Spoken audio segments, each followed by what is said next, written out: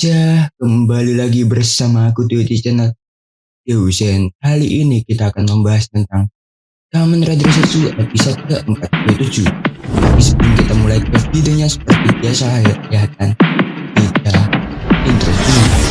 AM to the PM, PM to the AM. If I quit your PM, I still rock Mercedes. If I quit this season, I still be the greatest. Baku akhirnya menemukan Otaka di dunia nyata, tapi semuanya sudah terlambat. Nightmare mulai menelan segalanya, sementara Oblivion perlahan menghapus dunia tanpa ampun.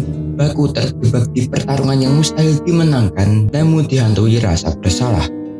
Dan satu persatu harapan mereka menghilang saat semuanya hampir benar-benar lenyap. Sosok yang seharusnya tidak mungkin muncul tiba-tiba menghentikan serangan di detik terakhir. Siapakah dia sebenarnya?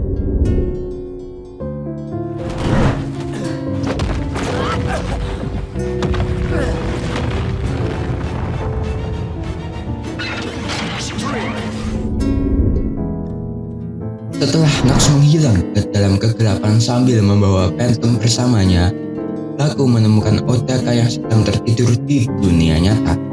Otaka sama sekali tidak menunjukkan tanda-tanda akan terbangun. Baku kemudian berjanji bersama Nemu untuk membawa Otaka dan semua orang yang telah dihapus oleh Oblivion kembali ke dunia nyata. Langkah pertama mereka adalah mengembalikan ingatan Nemu. Untuk itu, mereka harus membutuhkan Fujimi, Nasuka, dan Minami. Dengan menggabungkan kekuatan para sekutunya, Baku bersiap untuk menghadapi Oblivion.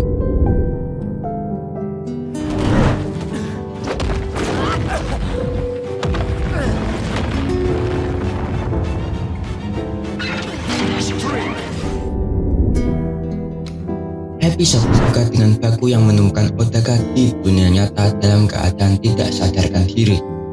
Baku segera membawanya ke kamarnya dan mulai mempertanyakan kebenaran semua informasi kepada Nemu. Dari percakapan itu, muncul kilas balik tentang Otaka yang sebelumnya melawan Phantom, di mana Fujimi telah menduga kalau Otaka ditelan kegelapan bersama monster itu yang kemudian dikaitkan dengan fenomena Nightmare oleh Nasuka. Baku menyimpulkan bahwa Otaka belum berniat bangun sebelum urusannya selesai.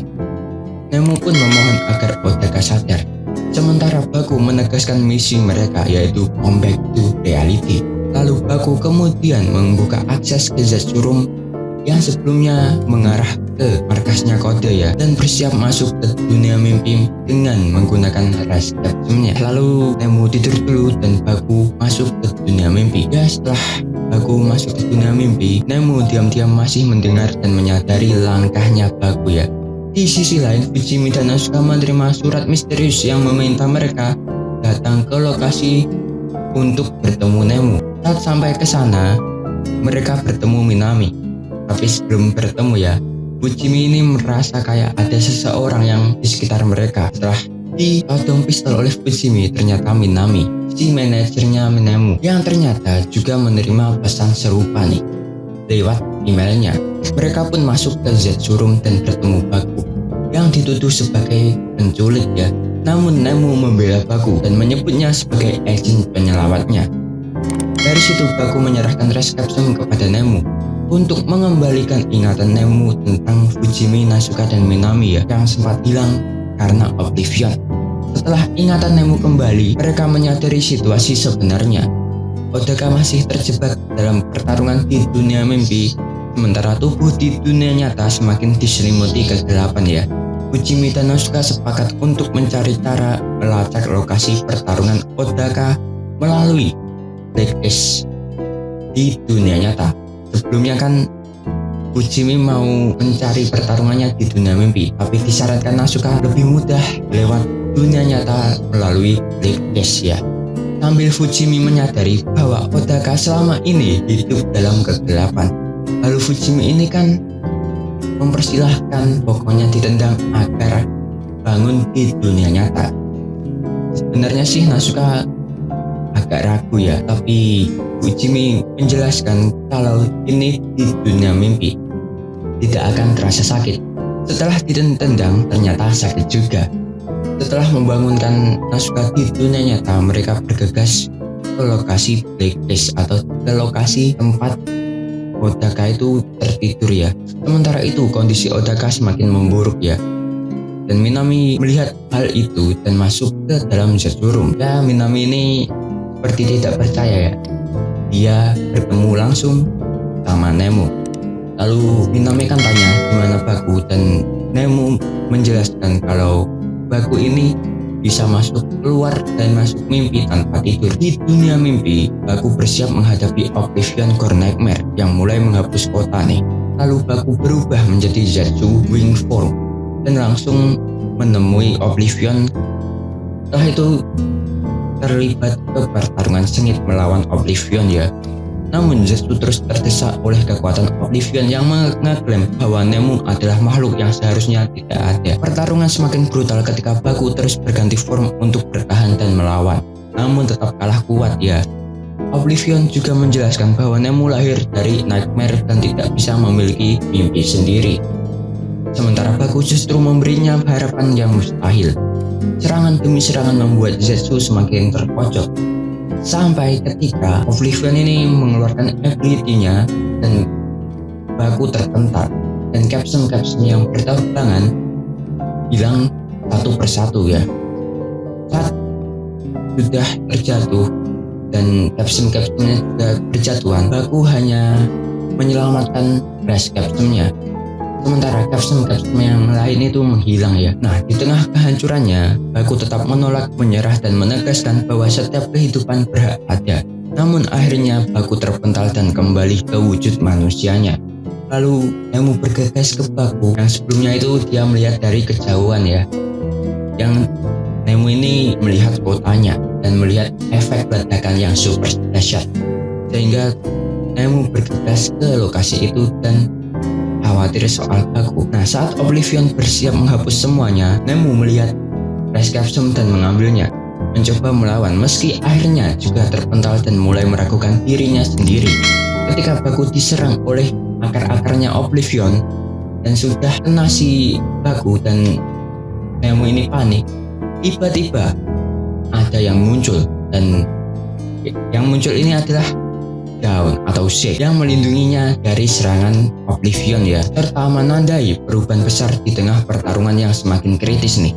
Episode ditutup dengan shade yang bilang, apakah lo mikirin gua? Yaitu adalah alur cerita dari Kamen Rider Zetsu episode 47. Gimana nih menurut arek-arek? Menurutku ending episode ini sangat-sangat membuat tensi ceritanya naik ya, yang membuat kita penasaran apa yang terjadi dengan si kok bisa muncul di ending episode ini. Kalau menurutku sih gitu. Kalau menurut arek-arek gimana nih? Tulis dari arek-arek di kolom komentar. Tanpa banyak basa-basi lagi, mari kita ke poin episode ini.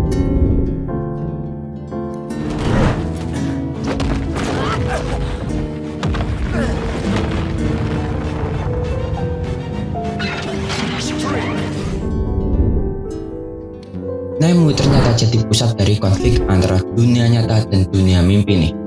Oblivion sendiri lahir dari alam bawah sadar Nemu, seperti kita tahu ya lah ya. Jadi otomatis keberadaan Nemu punya hubungan langsung dengan munculnya Nightmare yang sedang berusaha menghapus dunia nyata. Hal ini bikin Nemu merasa kalau dirinya adalah sumber dari semua kekacauan yang terjadi selama ini, terutama di episode 47 ini ya. Tapi Baku justru melihat Nemu dari sudut pandang yang berbeda. Menurut Baku, keberadaan seseorang tidak butuh alasan khusus untuk bisa pantas hidup di dunia nyata. Pandangan Baku ini justru jadi penting banget ya, karena selama ini Nemu memang kesulitan untuk menentukan mimpinya sendiri.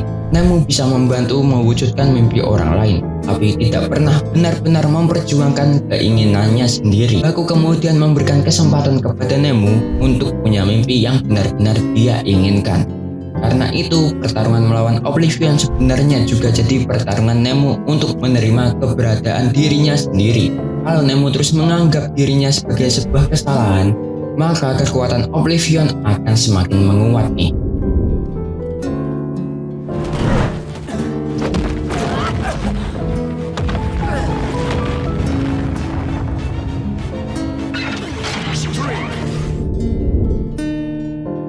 Oblivion bukan sekedar musuh kuat, tetapi entitas yang benar-benar mampu menghapus keberadaan dunia nyata itu sendiri. Memang ya, kekuatannya itu kehampaan atau oblivion itu artinya kehampaan yang abadi. Setiap kali kekuatannya aktif, gedung-gedung dan bagian dari realitas mulai menghilang satu persatu, membuktikan bahwa ancaman bukan lagi sekedar pertarungan fisik biasa ya. Karena itu, Baku tidak sedang bertarung untuk satu orang saja, melainkan berusaha mempertahankan dunia nyata agar tetap menjadi ruang hidup bagi Nemu dan semua orang yang masih tersisa. Inilah alasan kenapa Baku terus menegaskan bahwa ia akan merebut kembali dunia yang sudah dihapus oleh Oblivion. Menariknya, Baku sendiri sudah memiliki kemampuan untuk bergerak antara dunia mimpi dan dunia nyata tanpa harus tidur ya, menggunakan Rescapsum-nya. Kemampuan ini membuatnya bisa menjalankan misi dari dua sisi sekaligus. Tetapi di saat yang sama juga menempatkannya dalam tekanan tanpa henti karena ia tidak pernah benar-benar beristirahat. Bahkan ketika tubuhnya dihajar oleh Oblivion hingga hampir tidak mampu melawan, Baku tetap berdiri karena baginya dunia nyata masih menyimpan sesuatu yang harus diselamatkan. Pada titik ini, pertarungan mereka bukan lagi sekedar duel kekuatan, melainkan berubah menjadi perjuangan untuk mempertahankan hak setiap orang agar tetap bisa hidup di dunia nyata.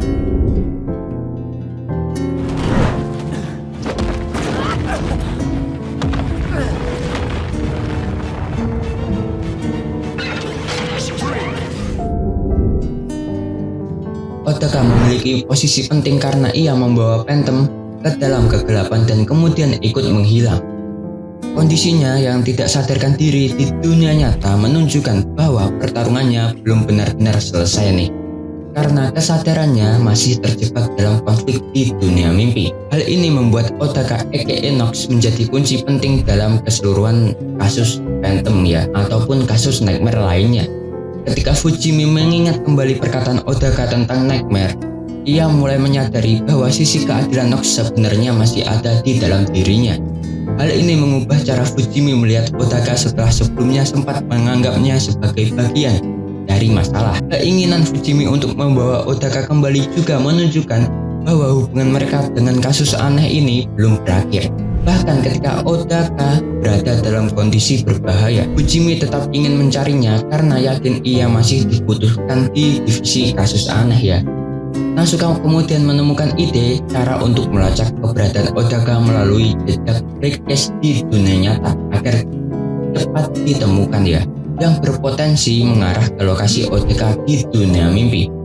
Dengan begitu, pencarian Otaka bukan sekedar usaha menyelamatkan Otaka yang sedang tertidur, tetapi menjadi bukti bahwa orang-orang yang pernah terjebak dalam konflik Nightmare masih memiliki hubungan yang kuat dengan dunia nyata dan belum sepenuhnya terlepas dari kasus ini.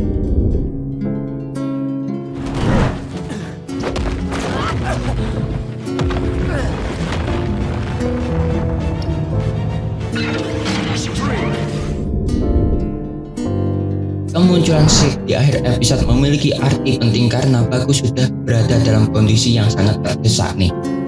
Hampir seluruh Capsum milik Baku menghilang dan Impact serta Rescapsum menjadi satu-satunya harapan untuk melanjutkan perlawanan.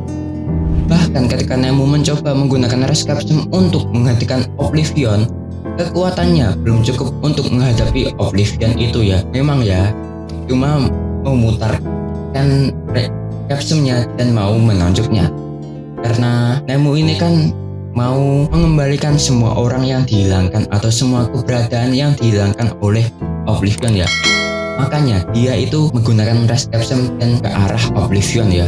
Situasi semakin buruk ketika Oblivion kembali menyerang Baku dengan akar berdurinya ya. Kemunculan daun atau Shake tepat sebelum serangan mengenai Baku membuat posisi pertarungan kembali berubah. Sebelumnya Baku harus menghadapi Oblivion hampir sendirian sambil meyakinkan Nemu bahwa keberadaannya bukan sebuah kesalahan. Ini karakter yang memiliki hubungan kuat dengan konflik Nightmare kembali muncul di saat paling menentukan. Episode sengaja berhenti pada momen itu sehingga Dawn menjadi kunci untuk mengetahui apakah Baku masih bisa melanjutkan pertarungan dan bagaimana nasib Nemu setelah semua yang terjadi. Case 47 menjadi titik krusial yang mempertemukan semua konflik utama. Nemus sebagai pusat keberadaan Oblivion, Baku yang berjuang mempertahankan dunia nyata, Otaka yang terjebak di antara dua dunia, dan kemunculan Dawn yang mengubah arah pertarungan. Di tengah kehancuran yang terus berlangsung, satu hal menjadi jelas. Pertarungan ini belum mencapai akhirnya, justru baru memasuki fase paling berbahaya, yaitu adalah kesimpulanku dari episode 47 Kamen Rider Zetsu. Gimana nih menurut arek-arek? Apakah episode ini bakal menjadi titik awal Baku ini berjuang untuk menyelamatkan dunia dan bikin Nemu tidak menyalahkan dirinya sendiri? Tulis pendapat arek-arek di kolom komentar ya. Dan tinggal 3 episode lagi nih masuk ke seri selanjutnya, yaitu Maise. Ya, segitu dulu untuk video kali ini. Jangan lupa subscribe agar kalian tidak ketinggalan video terbaru dari channel ini.